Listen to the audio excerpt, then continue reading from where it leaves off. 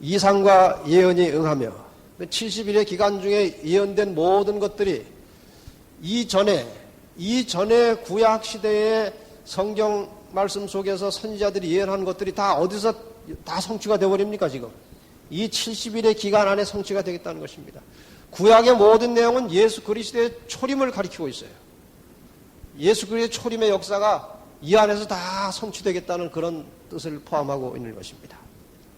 그 다음에 지극히 거룩한 자가 기름 부음을 받으리라. 이게 대단히 어려운 부분입니다. 분명히 얼핏 생각하면 지극히 거룩한 자는 예수님으로 생각이 되고 기름 부음을 받으리라고 하는 것은 예수님이 이제 메시아 사역을 시작할 것이라 그렇게 해석할 수 있어요. 얼핏 보면. 그러나 이 부분을 우리가 좀 제대로 이해를 하고 지나가야 되겠습니다. 여기서 지극히 거룩한 자라고 번역된 히브리 원말은 코데시 카다심이라고 되어 있는데 이 말이 성경에서는 사람에게 적용되지 않았다는 것입니다. 물건이나 장소에 쓰여지는 말입니다. 코데시 카다심이라는 말이 번역하자면 거룩한 것 중에 거룩한 것, 어떤 물건을 가리키는 것입니다. 사람이 아니고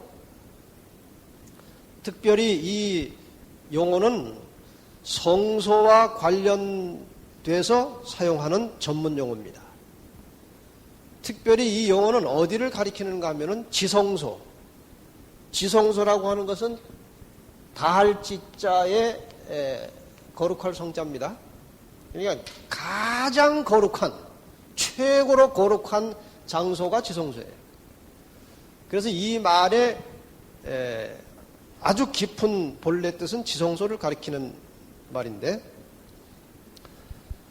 어떤 경우에 이제 이 거룩한, 지극히 거룩한 자가 기름 부음을 받았다고 쓰여졌는가? 성소에는 이 집이 있고 여기 각종 이제 칸이 있고 이런 구조물이 있어요. 구조물. 성소에는 구조물이 있고 이 구조물 속에서 드려지는 모든 제사와 의식에 사용되는 기구들이 많이 있어요. 기구들이. 뭐 불집게도 있고 뭐 그릇도 있고 뭐 상도 있고 괴짝도 있고 여기에 쓰여지는 도구들이 많습니다. 그런데 이 성소의 봉사가 시작되기 전에 이 성소에 관련된 모든 설치물과 기구와 도구에 대해서는 기름을 발라서 구별한 다음에 시작합니다.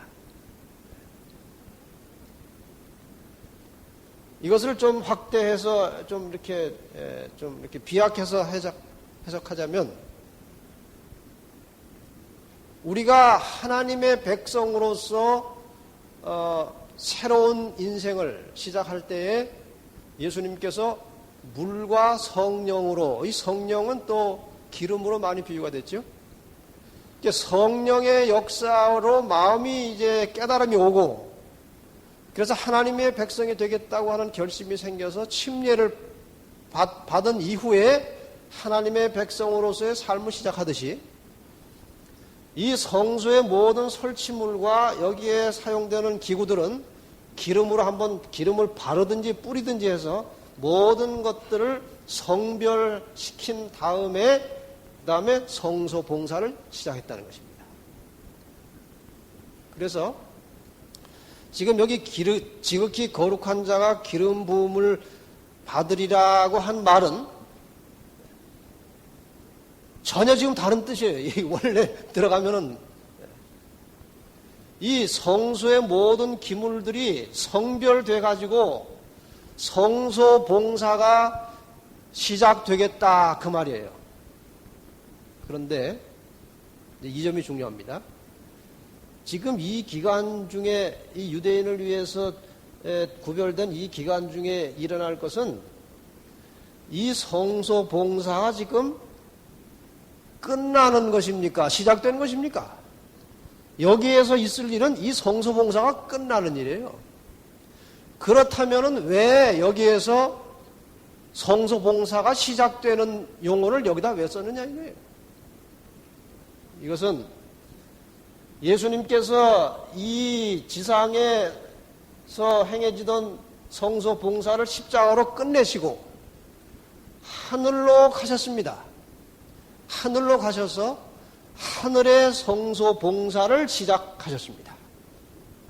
그것을 암시하는 거예요. 그러니까 이 말 하나하나가 굉장히 중요하고 큰 의미를 담고 있다는 거예요. 이제 혹시 이제 그게 무슨 말입니까 하시는 분들을 위해서 성경절을 좀 하나 써놨습니다. 히브리 9장 11절 12절 말씀을 읽겠습니다. 중간 아랫부분에 11절 그리스도께서 장래 좋은 일의 대제사장으로 오사 손으로 짓지 아니한 곧 이 창조에 속하지 아니한 더 크고 온전한 장막 사람의 손으로 짓지 않은 더 크고 온전한 장막 그런 말이 나오죠. 로 말미암아 염소와 송아지의 피로 아니하고 오직 자기 피로 영원한 속죄를 이루사 단번에 어디에 들어가셨느니라? 성소에 들어가셨느니라. 그럼 예수님께서 십자가에서 속죄를 단번에 이루시고 이 지상성소에 들어가셨다는 말입니까? 그건 아니에요. 이 지상성소는 십자가와 함께 다 끝나버렸습니다. 그러면 어디로 들어가신 것인가? 하늘 성소로 들어가신 것입니다.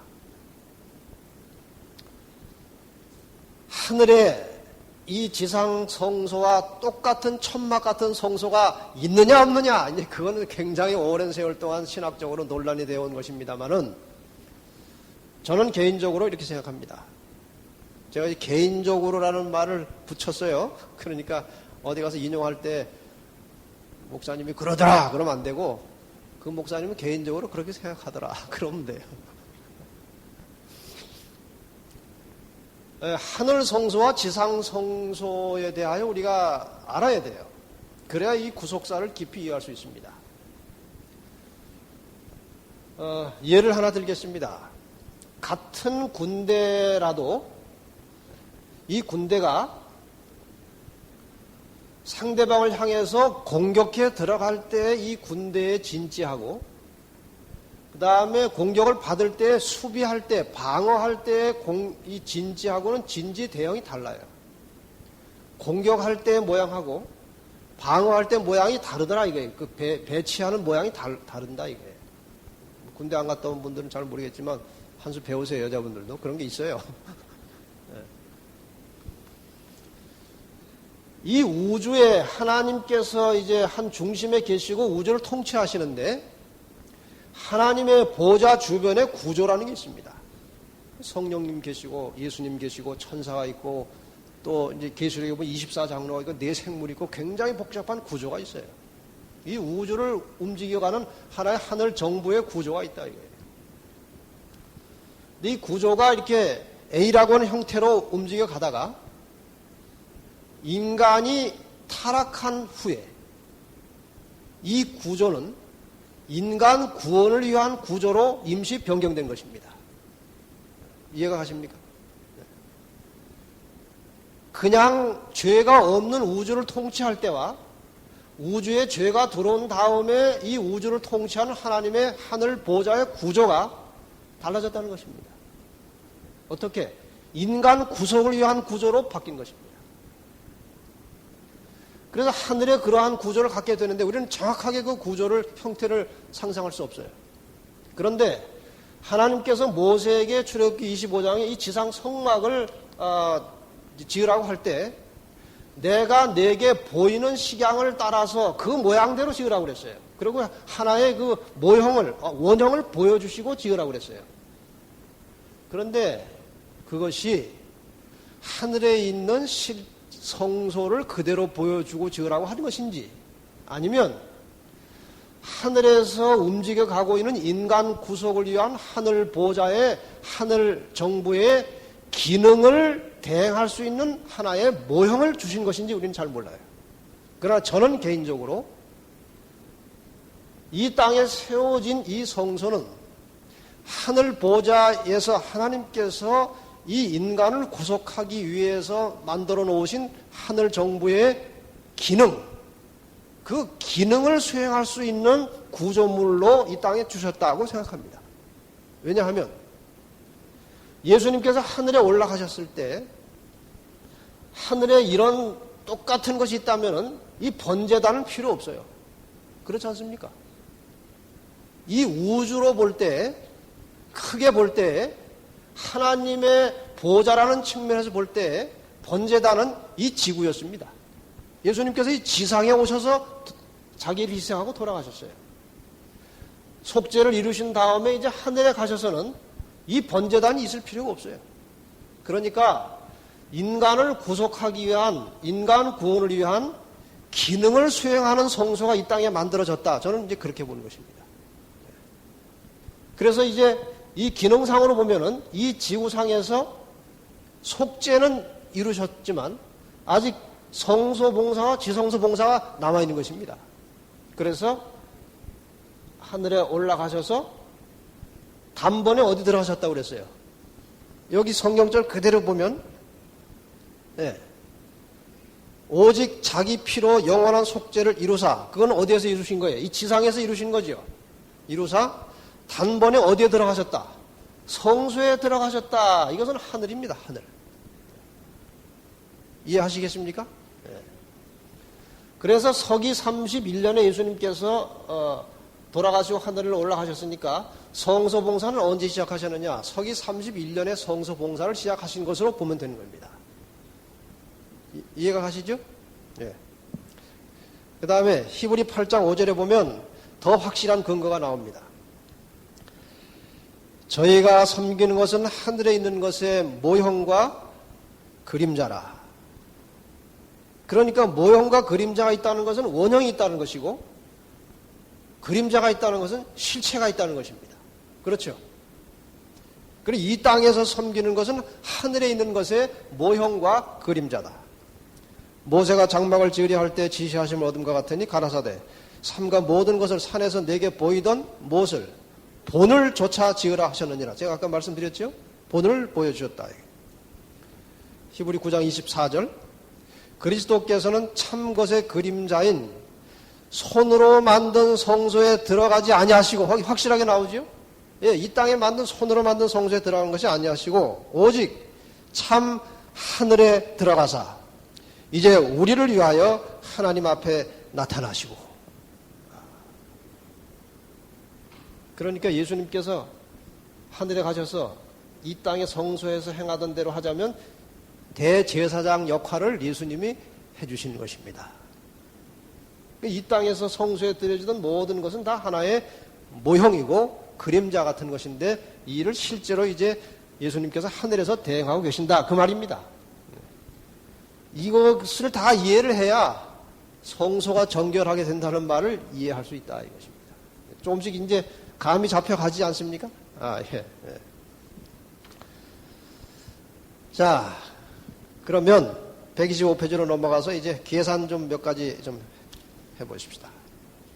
시간이 부지런히 하는데도 이렇게 이게 워낙 어렵고 깊은 문제라 2300주야가 성경에서 가장 중요하고 어려운 내용 중에 하나입니다. 그래서 아까 말씀한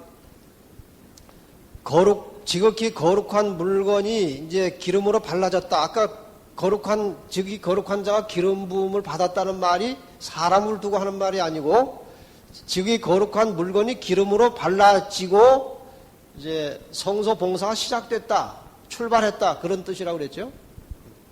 그러므로 이것은 예수 그리스도의 하늘 성소 봉사가 이 기간 안에 시작된다. 그 뜻으로 봐야 된다는 겁니다.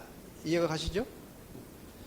지극히 거룩한 자가 기름 부음을 받겠다는 말은 이 기간 안에 예수님의 하늘 성소 봉사가 시작된다, 그 뜻입니다. 아이고, 여기까지 오느라고 힘들었네. 그 다음에 이제 숫자 계산하는 거랑 이제 재미가 있어요. 25절. 그러므로 너는 깨달아 알지니라 예루살렘을 중건하라는 영이 날 때부터 기름 부음을 받은 자 곧 왕이 일어나기까지. 여기 기름 부음을 받은 자라는 말은 메시아라는 말이에요. 메시아라는 말이 여기 처음 나오는 겁니다. 이제 7 이래와 62이래가 지날 것이요 그때 곤란한 동안에 성이 중건되어 거리와 해자가 이룰 것이며.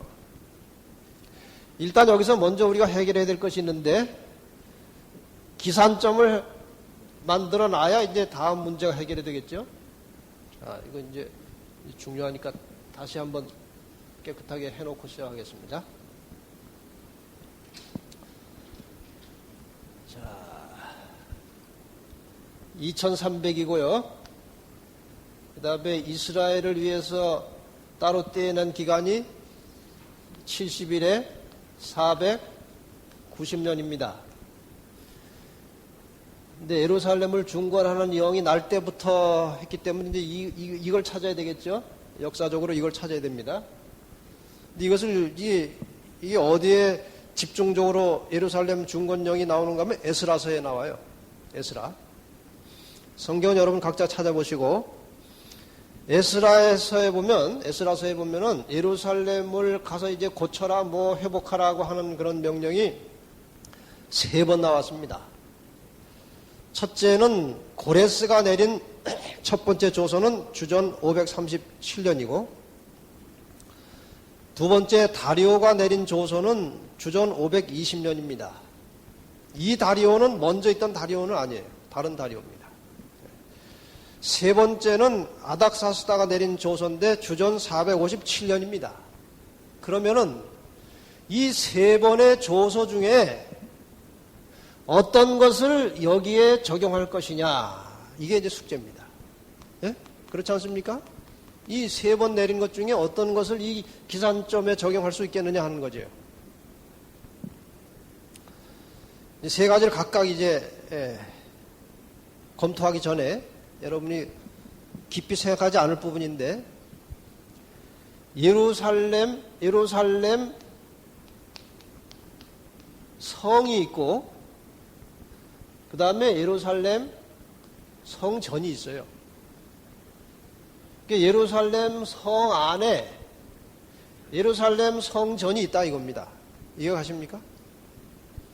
근데 여기 단서는 뭔가 하면은 예루살렘 성전을 중건하라는 명령이 아니고 예루살렘을 중건하라는 명령이니까 예루살렘 성 전체가 중건된 것을 찾아야 돼요.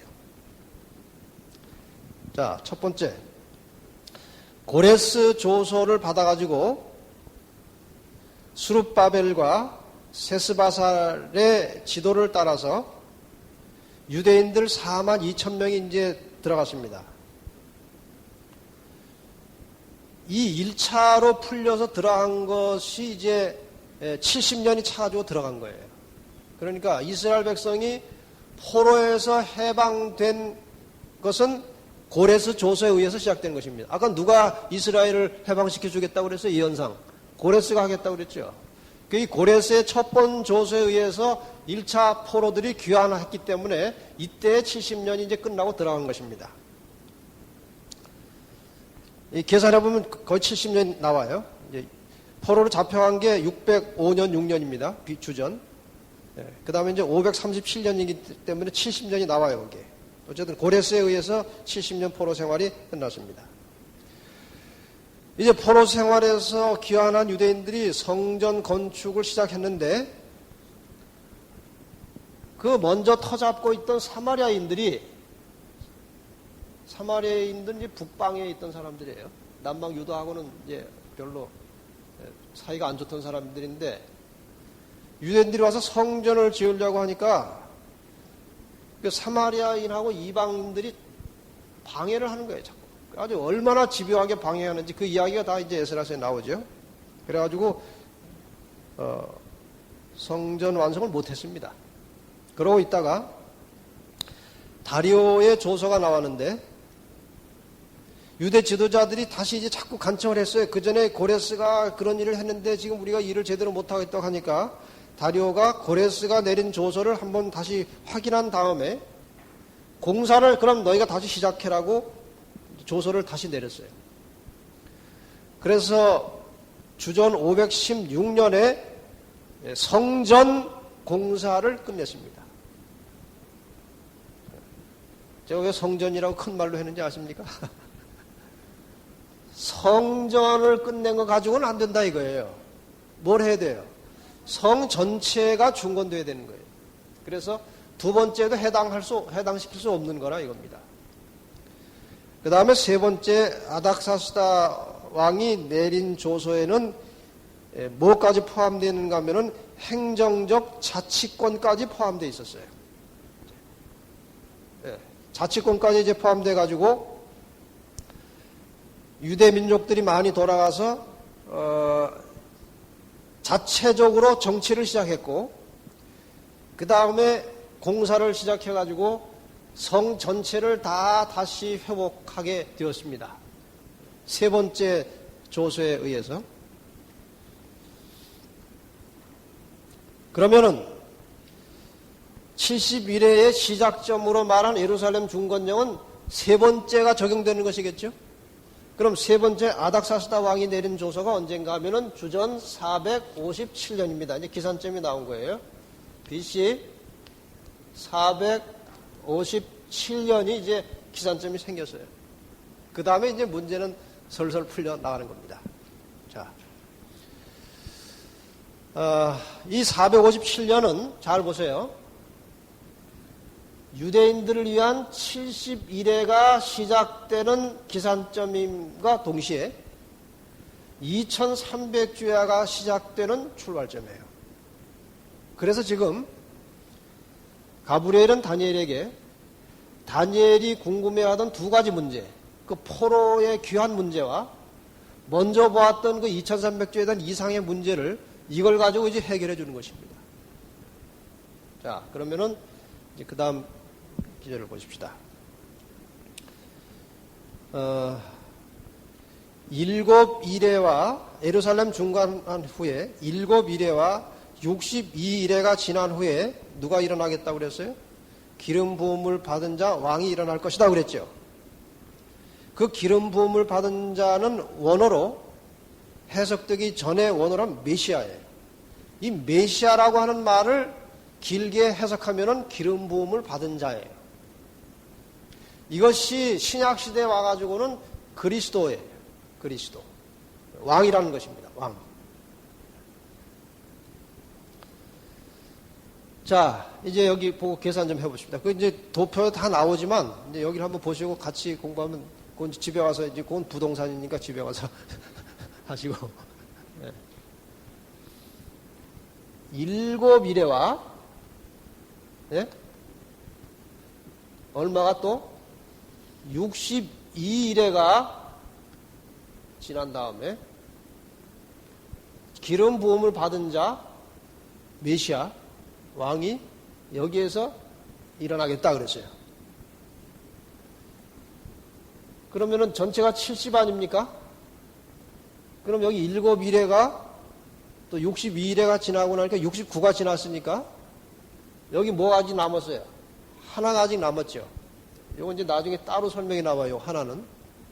그럼 7과 62이레를 한번 계산해 보면 7일에는 49일이죠. 49년. 62일에는 여기다 7 곱하면 434년 그거예요. 그러면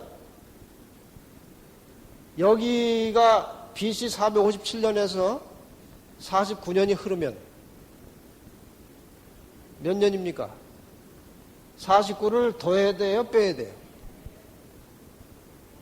예, 이 주전이니까 빼야 되죠. 빼면은 이건 408이 나와요. 408. 그럼 408년에 여기 나중에 설명이 뒤에 있습니다만 시간 전략으로 해서 바로 이제 설명을 그냥 해버리겠습니다. 왜 이 일곱 이래를 따로 세우느냐? 예루살렘 중건하는 일이 굉장히 복잡했습니다.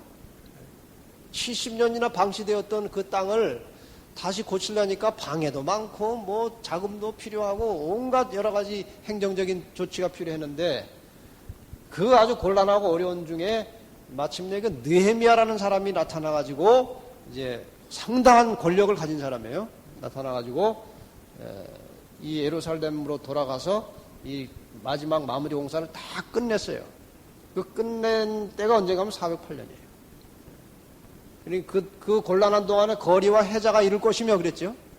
그것이 이제 이때 그런 일들이 다 해자라는 것은 옛날 성 쌓을 때에 아주 기본적으로 하는 거예요. 성이 있으면 요 주변에 이렇게 도랑을 파가지고 널찍하게 외적들이 함부로 이렇게 들어오지 못하게 이 하나의 울타리 비슷한 겁니다. 해자라는 것은 이제 물로 이렇게 둘러놓는 거예요. 거리와 해자 다 이루고 이제 여기서 끝났어요. 그 다음에 이제 434가 지나야 되는데, 434가 지나야 되는데, 그러면 이제 408년밖에 안 남았지 않습니까? 주전이? 근데 얼마가 더 지나면 돼요? 434가 지난 다음에 누가 일어난다고 그랬어요? 기름 부음을 받은 자 메시아가 일어나지 않습니까? 그러면 주전에서 주후로 넘어가겠죠. 그렇지 않습니까? 주전에서 주후로 넘어가요. 그러니까 434에서 408을 빼야 돼요. 그럼 얼마가 나오는가 하면은 434에서 408을 빼면은 일단 6이 나와요. 그래서 26이 나옵니다. 계산상. 그런데 숫자는 이제 0이 있고 1, 2, 3, 4 나가고 마이너스 1, 마이너스 2가 나가요. 그런데 연도는 그 0이 없어요. 그렇죠? 이렇게 있으면은 이 연도라는 것은 기간 아닙니까? 주전 1년, 주전 2년, 주전 3년이고 주후 1년, 주후 2년, 주후 3년 아니에요. 0년은 없어요. 그러니까 이 연대, 주전에서 주후 연대를 더하고 뺄 때는 이런 경우는 1을 더해줘야 돼요. 그래야 재연대가 나옵니다. 그렇죠? 그러니까 26 더하기 1 하면은 몇이에요? 27이죠? 그럼 27년에 무엇이 일어나겠다는 거예요? 기름 부음을 받은 자, 왕이 일어나겠다. 그거 아닙니까? 그럼 서기 27년에 무슨 일이 일어나느냐? 예수님께서 침례 받으신 해가 서기 27년이에요. 예수님이 서기 27년에 침례 받았어요. 침례 받으실 때 하늘에서 성령이 비둘기처럼 임하셔서 이는 내 사랑하는 아들이요 내 기뻐하는 자라고 명하셨습니다. 그 기름 부음을 받은 자 왕이 왜 30살에 침례 받으셨습니까? 유대에서는 30살이 넘어야 공직에 나갈 수 있는 거예요. 그래서 예수님께서 30살까지는 어디 계셨어요? 집에 계시다가 30세가 넘어서 30세 때 침례를 받으시고 30세부터 공생애를 시작하신 것입니다. 그래서 30살에 침례 받으시고 공생애를 시작하신 때가 서기 27년이에요. 그럼 여기서 이제 또 하나 숙제가 또 남아요. 예수님께서 30살에 침례 받았고 이 서력 주전 주후가 예수님의 탄생으로 시작된 것이라면 정확하게 말해서 예수님께서 만으로 30살 되려면 31년이 돼야 됩니다. 그렇죠? 근데 왜 27년이냐? 왜 4년의 차이가 생기느냐 이거예요. 이 연대라고 하는 이 설명을 이제 여러분 책에 다 이제 써놨습니다. 미리 다 설명하자니 좀 길 것 같긴 한데 127페이지에 보면 여러분이 의문 나는 점에 대해서 이제 기입을 해놨어요. 주후 27년 예수 30세 이상하지 않냐 그거예요. 예? 이게 설명을 해놓은 게 그겁니다. 이 서력기원이라고 하는 것은 예수님 탄생하자마자 딱 출발한 게 아니에요. 예수님 탄생하기 전이나 예수님 탄생한 이후나 연대는 로마 건국 연대를 썼어요. 로마 건국 연대를 쓰고 있었어요. 그 당시에. 그런데 그 엑시구스라는 학자가 이제 부활절 날짜를 해마다 계산하기가 복잡하니까 부활절 날짜가 일정하지 않아요. 해마다 양력으로 날짜가 바뀝니다. 그래서 아주 미리 그냥 계속 장래에 있을 것까지 다 이제 부활절 날짜를 계산을 하다가 차라리 그냥 예수님 탄생을 이제 기원으로 해가지고 연대를 만들어 보자. 그래가지고 시작한 거예요. 그런데 예수님 탄생 연대를 몇 년으로 잡았는가 하면은 로마 건국 754년으로 잡고 여기를 보세요. 로마 건국 754년을 예수님 탄생 1년으로 한 겁니다. 그런데 나중에 그 로저 베이컨이라는 학자가 한 700년이나 지나서 이 연대를 시작한 것은 서기 520년이라고 그랬어요. 서기 한 500. 그러니까 예수님 탄생하러 한 500년 이상 지난 다음에 이제 이 연대가 이제 사용됐는데 한 700년 지나서 서력으로 말하면 한 1200년경에 로저 베이컨이라는 학자가 박물관에서 도서관에서 연구하다가 헤롯이 750년에 죽었다는 사실을 찾아냈어요. 그렇다면 754년이 예수님 탄생한 것이라면 예수님은 헤롯이 죽은 다음에 탄생한 격이 된 거예요. 그렇지 않습니까? 지금 예수님 탄생을 754년으로 잡았는데 나중에 역사적 사실로는 750년에 헤롯이 죽었다고 나오거든요. 그러니까 이게 안 맞아요, 서로. 그래서 이것을 최대한 빨리 맞출 경우에 예수님의 탄생하는 여길로 잡아야 되는 것입니다.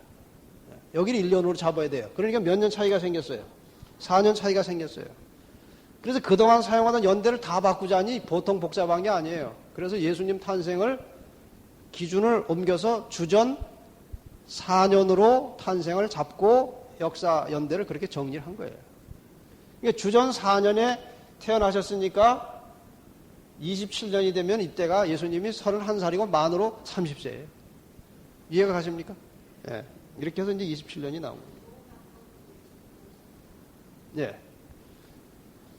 이제 예수님 탄생을 로마 건국 754년에 탄생했다고 본 거예요. 예. 그래서 이제 이걸 서기 1년으로 잡은 거예요. 754년을. 근데 나중에 보니까 이제 750년에 헤롯이 죽었으니 이거 틀린 연대라 이거예요. 754년이.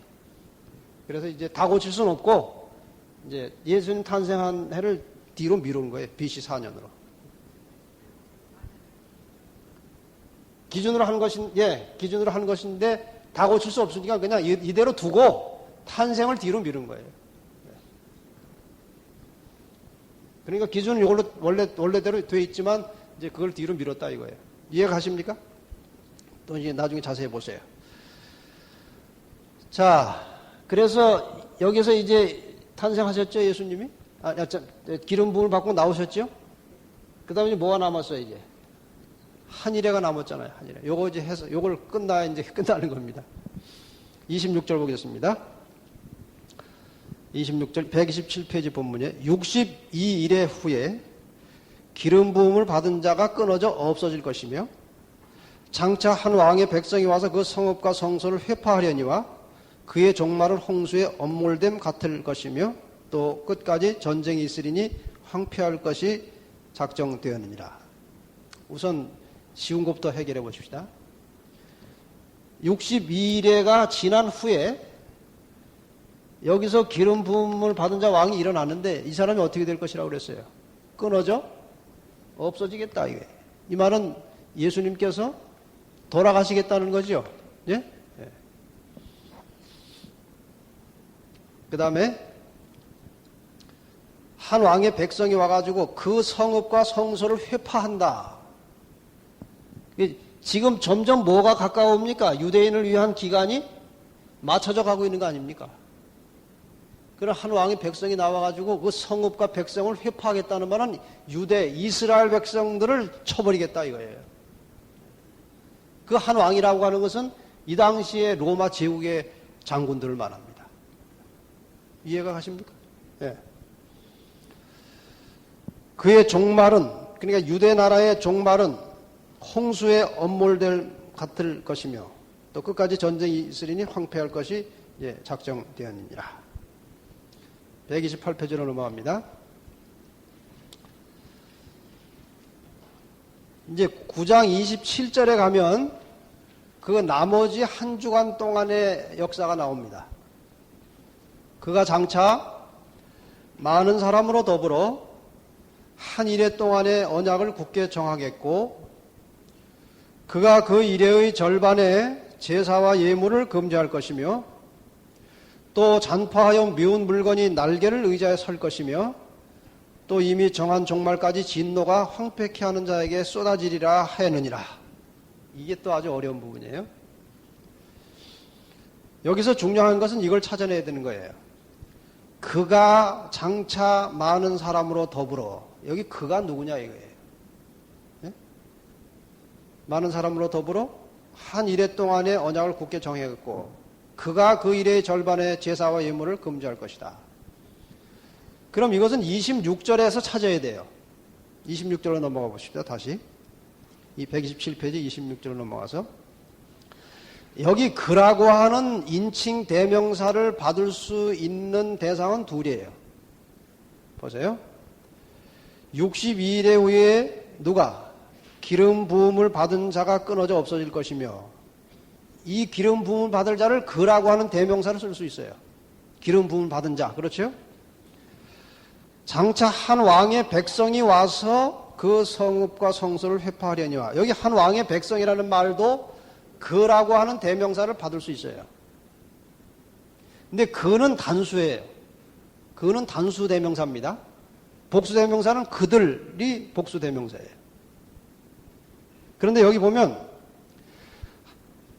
한 왕의 백성이라고 하는 것은 복수입니까? 단수입니까? 한 왕이라면 단수예요. 그러나 여기 한 왕이 주가 아니고 한 왕의 백성이 주체가 된 겁니다. 그래서 그것은 그라고 하면 안 돼요. 그건 그들이라고 해야 돼요. 예. 그들이라고 해야 돼요. 그러면 거기에 나온 그는 누구인가? 기름 부음을 받은 자, 이건 단수예요. 한 사람이에요. 메시아예요. 그래서 그라고 할 때 그는 기름 부음을 받은 자를 말하는 것이에요. 그런데 다른 많은 이제 신학자들이 이것을 이 왕을 그라고 해석하는 것입니다. 여기에 굉장한 차이가 나는 거예요. 여기서 왕을 그라고 해석할 경우에 그 왕이 지금 예루살렘을 멸망시키는 로마의 왕 아닙니까 지금? 그 왕은 그 왕이 한 이래 동안의 언약을 굳게 정하겠고 그 왕이 일의 절반의 제사와 예물을 금지할 것이며 이렇게 해석해서 이제 막 갖다 맞추는 해석이 시중 서점에 많이 나와 있는 거예요. 그러니까 이걸 뭐 억지로 맞추는 것입니다. 제사와 예물을 금지할 것을 시리아의 안티오코스 에피파네스라는 아주 악독한 왕이 와가지고 막 성전 허물고 제단 허물고 이런 걸 여기다 갖다 적용을 시키면 안 맞게 돼 있어요.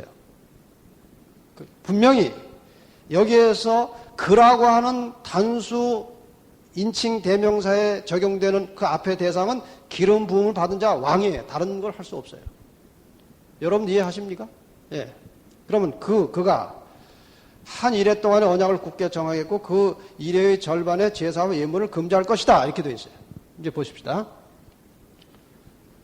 여기 한 이래가 있습니다. 한 이래가 남아있죠. 아까 70일의 중에서 7일에와 60일에 끝났잖아요.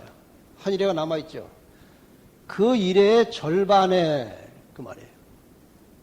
한 이래의 절반에 제사와 예물을 금지하겠다. 제사와 예물을 끝내겠다. 그렇죠? 제사와 예물이 언제 끝나는가? 예수께서 십자가에 돌아가심으로 제사와 예물이 끝났습니다. 한 일의 절반에. 그럼 여기에서 예수님이 돌아가셨다는 말이에요. 그럼 예수님께서 여기에 돌아가셨다면 연대로 하면은 27년에 침례 받으시고 3년 반을 사셨으니 여기에서는 31년입니다. 31년. 31년에 예수님께서 십자가에 돌아가셨어요. 제가 계속해서 예수님 탄생, 부활, 승천을 31년으로 계속해 온 이유는 바로 이것입니다. 그래서 31년이에요. 이 일의 절반이 이렇게 됐다 이거예요.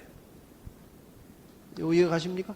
일의 절반에 그리스도의 십자가를 통해서 제사와 예물이 이제 금지됐다. 그 다음에 얼마가 또 남았어요? 여기 3년 반 지났으니까 아직도 유대인을 위한 은혜의 기간이 얼마가 남은 거예요? 3년 반이 남았어요. 그럼 반년은 여기 이제 들어간 것이고 3년 더 지나고 나면은 이것이 언제 끝나는가 하면은 34년에 끝납니다. 34년. 자, 그래서 457에다가 이거 이제 더해주는 거니까 더할 때는 하나를 빼야 돼요. 마이너스 플러스에서. 아까는 하나 더해줬지만 지금은 이제 빼야 돼요. 여기서 이제 34년이니까 실제 연도는 33년이에요. 그래서 33년을 더해주면 이게 490년이에요. 이게 마저 떨어지게 돼 있어요. 그래서 이 490년이 채워지기까지는 아직 3년 반이 더 남았는데 3년 반 지나니까 34년이더라 이거예요. 그럼 34년에 어떤 사건을 통해서 이스라엘을 위한 기간이 끝났느냐?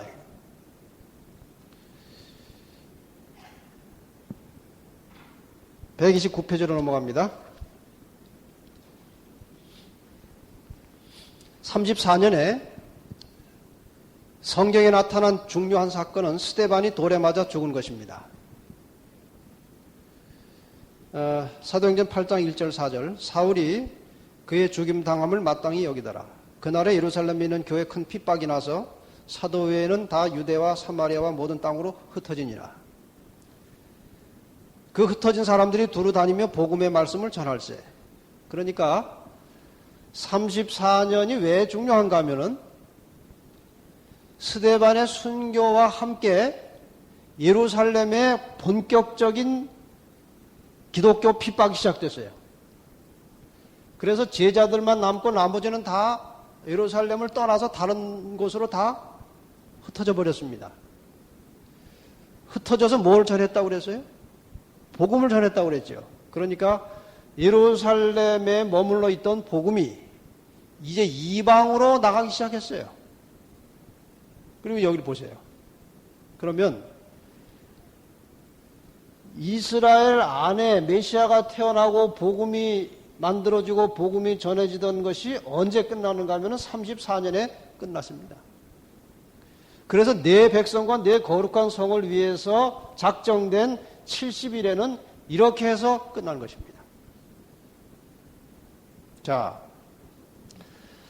그 다음에 이제 뒤에 무슨 얘기가 나온가 하면 그의 종말은, 유대 나라의 종말은 홍수에 엄몰될 것 같다고 26절에 나와 있어요.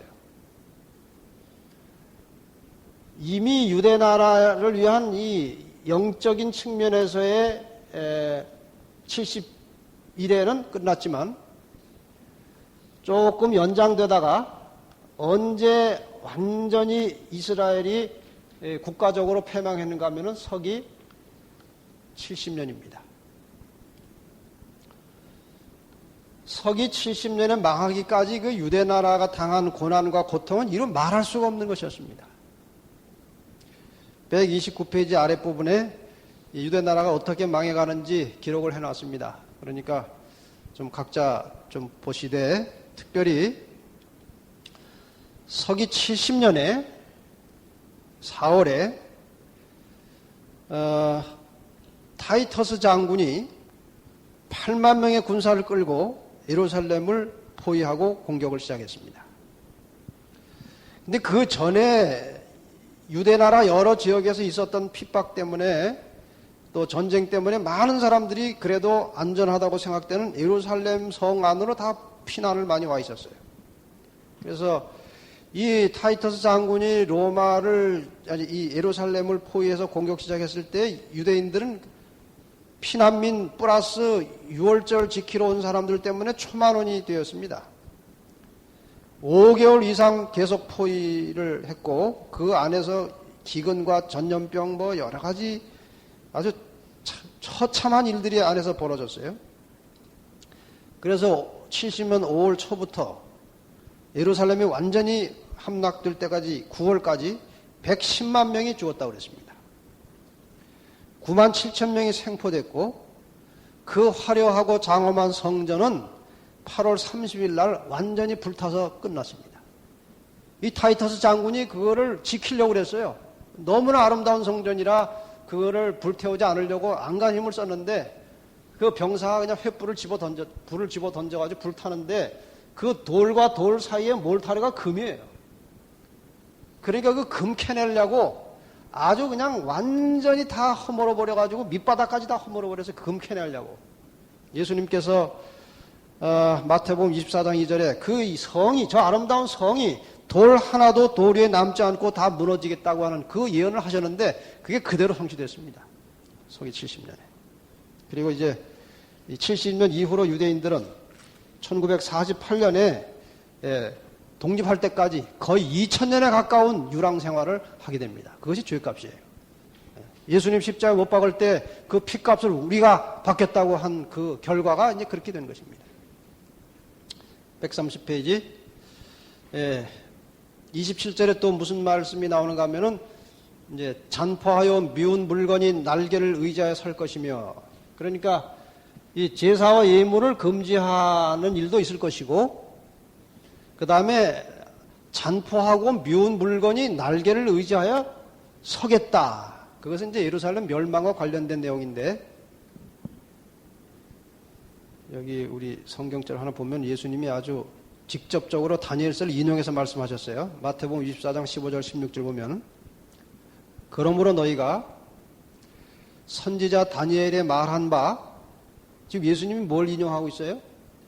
선지자 다니엘의 말씀을 인용하고 있어요. 말한 바, 멸망에 가증한 것이 거룩한 곳에 선 것을 보거든 읽는 자는 깨달을진저 그때 유대에 있는 자들은 산으로 도망할지어다. 이게 굉장히 중요한 메시지였어요. 여기 멸망에 가증한 것이라는 말이 나오고, 예? 다니엘 9장 27절에는 미운 물건이라고 나오죠. 그게 그겁니다. 다시 말하면 1차적으로 로마 군대를 말하는 거예요. 로마 군대가 성전을 헐었죠. 성전은 거룩한 곳이에요. 그러니까 로마 군대가 성전에 들어와서 성전을 파괴한 것을 성전에 미운 물건이 날개를 의지하여 설 것이다, 그렇게 표현한 거예요. 이해가 가십니까? 그리고 예수님께서는 그거를 로마 군대에 의해서 예루살렘이 망할 것을 예수님 미리 내다보시고 뭐라고 말씀하셨는가 하면은, 미운 물건이, 예? 멸망에 가증한 것이 거룩한 곳에 예루살렘에 선 것을 보거든 도망가라고 그랬어요. 그런데 타이터스 장군이 들어오기 전에 66년에 다른 장군이 한번 포위를 해서 들어왔어요. 시리아의 총독 세스티어스라는 장군이 들어왔다가 66년에 갑자기 포위를 풀고 나갔어요. 이상한 일이 벌어진 것입니다. 이 멸망에 가증한 것이 거룩한 곳에 들어왔다가 나갔다 이거예요. 그 예수님이 뭐라고 하셨어요? 그런 걸 보거든 유대에 있는 자들은 어떻게 하라? 산으로 도망가라고 그랬어요. 그때 예수님의 말씀을 기억했던 자들은 많이 도망갔습니다. 그런데 이제 포위가 끝났구나 하고 도망가지 않았던 자들이 그냥 앉아있다가 타이터스 장군이 돌아가지고 다 죽은 것입니다. 이게 그 말이에요. 잔포의 미운 물건이 날개를 의지하여 설 것이며. 그러니까 이것이 1차적으로는 로마 군대에 해당되는 것이고, 육적 이스라엘을 공격한 로마 군대에 해당하는 것이고, 2차적으로는 영적 이스라엘을 공격한 로마 교회에 해당하는 것입니다. 그렇게 이해하시면 돼요. 그 다음에 진노가 황폐케 하는 자에게 쏟아지리라. 그러나 결국 이 황폐케 하는 로마 제국과 로마 교회에 마지막에 하나님의 진노가 쏟아질 것이다.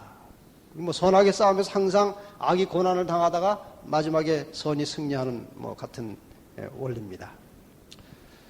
자, 그러면 이제 마지막으로 2300주야 이걸 계산해야 되지 않겠습니까? 지금 우리가 이거 계산하려고 여기까지 온 거예요. 이 로마 멸망 이후에 또 하나의 중대한 예언이 2300주의 해석 속에는 나와 있지 않지만 기간 중에 나와 있는 것이, 이건 지금 육적 이스라엘 백성들이 당하는 고난이고, 여기 이제 예수님께 십자가 이후에 영적 이스라엘, 이 교회가 만들어졌지 않습니까? 이 교회에 대한 본격적인 로마 교회 핍박은 538년부터 1798년까지입니다. 그래서 여기에서 이제 한때 두때 반때가 이제 여기에 이 안에 들어있는 거예요. 1260년에 고난의 세월 여기 들어있었어요. 그런데 여기 이제 계산이 어떻게 되는가 한번 보십시다. 전체가 2300년이죠. 그럼 2300년이 언제 끝나는지 계산을 해야 되지 않겠습니까? 2300년에서 주전을 빼버리면 주후가 나오겠죠. 457년을 빼면은 1843년이 나오죠. 그렇죠? 근데 여기 0이 없기 때문에 뺀다면 어떻게 된다고 그랬어요? 더해줘야 되는 거예요. 주전과 주후를 더한다면은 하나를 빼야 되고, 뺀다면 하나를 더해줘야 돼요. 더하기 1하면은 1844예요. 이것이 1844년입니다.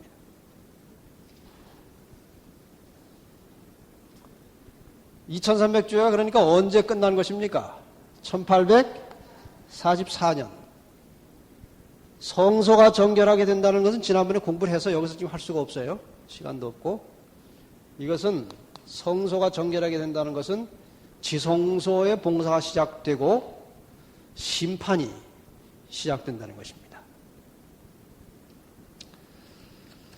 자, 이 질문과 대답이 이제 그런 거 아니었습니까? 이렇게 성소가 내어준 바 되고 하나님의 백성들이 고난을 당하고 짓밟히는 일이, 진리가 짓밟히는 일이 도대체 언제까지 갑니까? 한 대답으로 뭐라고 됐어요? 2300주야 까지다. 그때 성소가 정결하게 된다. 그래서 2300주야가 마치는 1844년에 뭐가 시작되는 것입니까?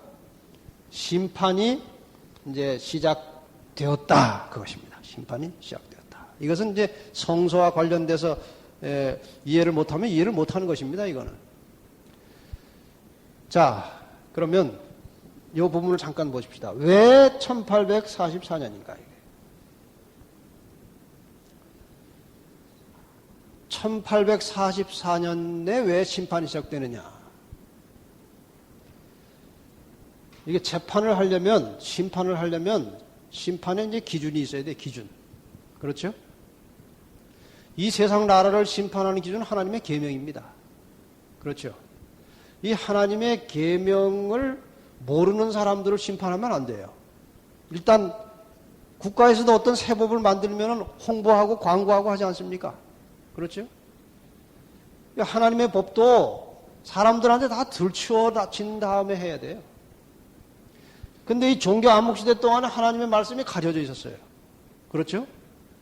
그러다가 1798년 교황이 몰락하고 1800년대가 시작되면서 인쇄술이 발달하고 제지 기술이 발달하고 대량으로 인쇄할 수 있는 능력이 갖춰지고, 그래서 1804년에 성소, 영국 성소 공회가 만들어졌고 1816년에 미국 성소가 만들어지고, 이렇게 해서 성경이 대량으로 생산되어 나오면서 사람들이 성경을 보기 시작했고, 성경을 펼치면서 예수님의 재림에 대해서 기별을 듣게 됐고, 아울러서 재림운동이 일어납니다. 이 시기에 바로 이 재림운동이 한참 일어나다가 1844년에 딱 실망을 하고 다시 펼쳐보니까 1844년에 성소가 정결하게 된다는 것이 재림이 아니고 심판이 시작된다는 사실을 그때 깨닫게 되는 것입니다. 2300조 이렇게 해서 이제 풀어진 거예요. 이해가 가십니까? 예. 자, 오늘 뭐 이걸 좀 힘들지만 끝내고 갑시다. 예? 아주 힘드실 것 같은데 그래도 여러분 가만히 앉아 계셨으니까 좀 조금만 더 참으세요.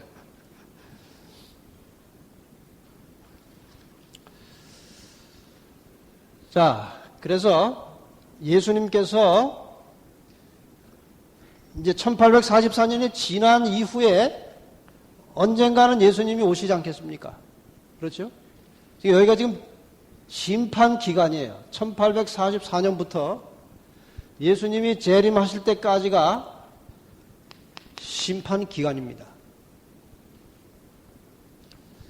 근데 이 1844년 이후의 심판 기간이라는 것하고 이 133페이지 가시면 그 성소 제도에서 심판이 시작되는 그 절기가 무슨 절기였는가 하면 대속죄일이었죠. 이게 133페이지 위에 나와 있는 절기를 잘 보시기 바랍니다. 이 속에 인간 구속의 역사가 상징적으로 명백하게 나와 있어요. 유대의 절기는 봄절기와 가을절기 둘로 나눠져 있었는데 봄절기는 시작이 6월절로 시작됩니다. 6월절은 예수님의 십자가 희생을 상징하는 것이고 그 다음에 이어지는 절기가 무교절인데 이것은 누룩을 다 제해버리는 겁니다. 발효되지 않은 떡을 먹어야 돼요. 그 누룩은 죄를 상징하는 겁니다. 예수 그리스도의 대속과 함께 모든 죄를 없애야 되는 것이고 초실절은 예수님의 부활을 상징하는 거예요. 이것은 죄를 없애하고 침례를 받고 새로 태어나는 것을 말합니다. 그 다음에 77절은 오순절이에요. 이건 성령이 임하신 것입니다. 은혜의 왕국이 임한 것입니다. 그리고 77절, 맥주절, 오순절 다 똑같은 거예요. 그 다음에 이제 은혜의 왕국이 나왔습니다. 이제 하나님의 나라가 임하려고 합니다. 영광의 왕국이 임하려고 합니다. 대속죄일을 앞두고 나팔을 불어서 대속죄일이 열흘 남았다는 사실을 알립니다. 7월 1일에. 그럼 열흘 사이에 뭘 해야 돼요? 회개하고 깨끗하게 하고 정결하게 하고 대속죄일 맞이를 준비를 하는 거예요. 대속죄일까지 전부 죄를 이제 끝낸 다음에 삶과 죽음이 결정돼요. 대속죄일이 끝난 다음에 초막절인데 이 초막절은 우리가 하늘에 가서 하나님과 함께 살게 되는 그것을 상징하는 절기예요. 이 속에 다 나와 있어요. 그 절기가. 이 절기는 반드시 하나가 지나가면 그 다음 절기가 오고 그 다음 지나가면 그 다음 절기가 반드시 옵니다. 마찬가지로 예수님의 재림은 반드시 오는 것입니다. 피할 수 없는 거예요. 그래서 우리가 지금 우리가 살고 있는 시기는 무슨 시기입니까? 대속죄일의 시기에 살고 있다는 것이에요. 마지막 페이지를 보고 끝냅시다. 네, 오늘 아주 최장 시간 2300주야가 종결되면서 다시 말하면 1844년 그 당시에는 이게 이제 10월 20일 날짜까지 정해 있었어요. 왜 10월 20일인가 하면은 대속죄일이 유대력으로 7월 10일인데 양력으로 하면은 10월 22일이에요. 그래서 이제 10월 20일 날짜를 정했어요. 어쨌든 2300주야가 이제 끝나면서 조사 심판이 시작되는데 하나님께서 심판할 사람이 너무 많고 심판이 하도 복잡해가지고 여태까지 시간 끌고 계십니까? 아니에요. 하나님은 단순간에 끝내실 수 있어요. 그러나 한 사람이라도 더 구원하시기 위하여 지금 우리는 연장된 시기에 살고 있어요. 하나님은 우리가 신속히 돌아오기를 원하십니다. 지금 우리는 이스라엘 백성들이 대속죄일에 지성소에서 하나님과 제사장 사이에 진행되는 그 심판을 생각하고 진지하게 자신을 살피고 하나님께 헌신하고 그런 마음가짐으로 대기하고 있었어요. 지금 우리는 대기 시간입니다. 진지하게 자신을 살피고 예수님께서 우리에게 입혀주신 의의 두루마기를 항상 빨아입고 하루하루 빨아입어야 돼요. 그것을 뭐 일주일씩 묵혔다가 한 달씩 묵혔다가 빨아입으면 그거는 재림신도가 아닙니다. 우리는 날마다 그리스도의 보혈로 입혀주신 의의 두루마기를 빨아야 할 것입니다. 계시록 22장 14절에 그렇게 나와 있어요. 그 두루마기를 빠는 자들은 복이 있으니 이는 저희가 생명나무에 나가며 문들을 통하여 성에 들어갈 권세를 얻으려 함이로다. 그런데 두루마기를 빠는 것이 무엇인지 구체적으로 영어 성경에는 이렇게 나와 있습니다. 똑같은 22장 14절인데 Blessed are they that do his commandment. 이 두루마기를 빠는 사람들이라는 말을 그의 계명을 지키는 자들은 복이 있다. 그렇게 되어 있어요. 두루마기를 빠는 것은, 의롭게 되는 것은 우리의 삶을 하나님의 법에 맞추어 사는 것입니다. 심판의 기준은 법이에요. 우리가 하나님의 법에 맞추어 살 때 우리의 품성이 변화되는 것이고 하늘에 합당한 사람으로 바뀌는 것입니다. 인정받게 될 것입니다. 베드로서 3장 11절 13절의 말씀을 읽고 마치겠습니다. 같이 읽겠습니다. 시작. 이 모든 것이 이렇게 풀어지리니 너희가 어떤 사람이 되어야 마땅하뇨. 거룩한 행실과 경건함으로 하나님의 날이 임하기를 바라보고 간절히 사모하라. 그날에 하늘이 불에 타서 풀어지고 체질이 뜨거운 불에 녹아지려니와 우리는 그의 약속대로 의에 거하는 바 새 하늘과 새 땅을 바라보도다. 이러한 삶이 여러분과 저의 생활 속에 이루어지기를 바라면서 말씀 마치겠습니다. 기도하겠습니다. 사랑의 아버지,